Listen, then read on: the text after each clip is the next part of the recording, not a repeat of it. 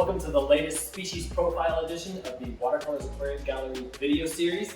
Today we're going to be talking about what I think could have been included in the underrated fish category. Sure. The honey gourami. Scientific name?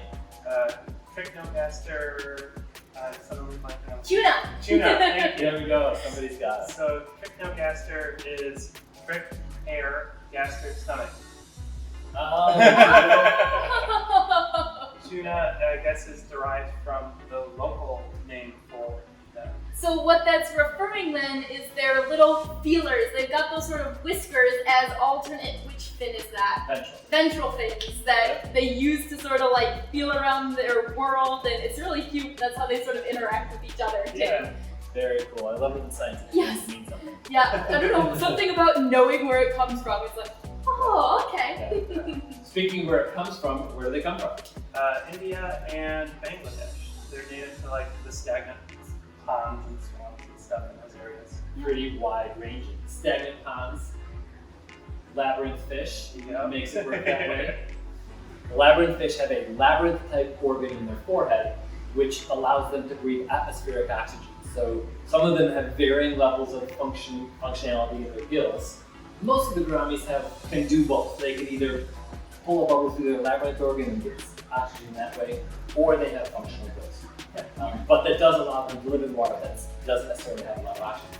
What that means as a hobbyist is they're a fantastic beginner fish. Really hardy, really adaptable to poorer water chemistry. You want to keep your tank clean, but those little fluctuations that come from a beginner tank, they can take that. Yeah, absolutely. Yeah.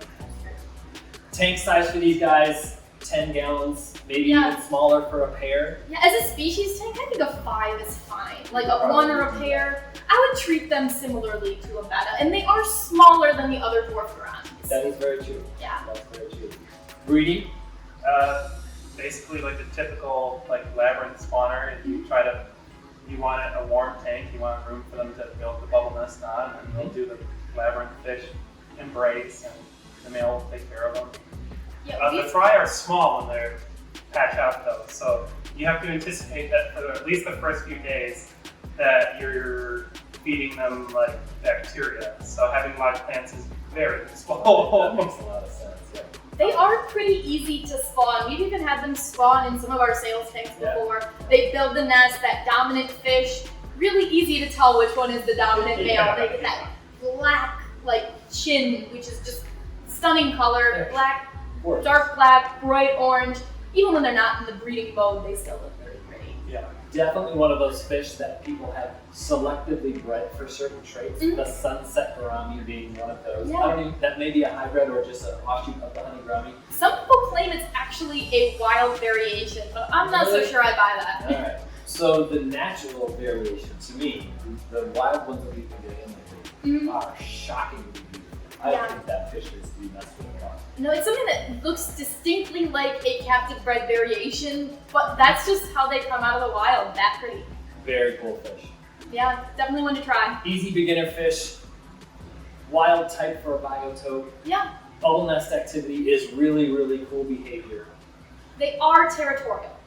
That's true. Mostly with each other. Other fish, as long as it's not something tiny they can eat or another anabantoid or something that looks like them, you can keep them in groups. Just make sure you got some good cover so that females can get away, subdominant males can get away. That one dominant male is going to kind of run the tank a little bit. So as long as he has room to do that, he'll be fine.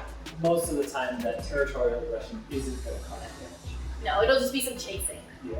Great with some resboras, great with some tetras. Schooling fish that aren't going to pick on them should be a great combination for these guys. Yeah. Temperature? You want them to be like 78 to like 81. Okay, so a little on the warmer side, but not unreasonable. No. Cool. Very cool fish. Like I said, underrated. Sure. It belongs in lots of fish tanks. Yeah, give him a shot. In the meantime, have lots of fun and keep those hands wet.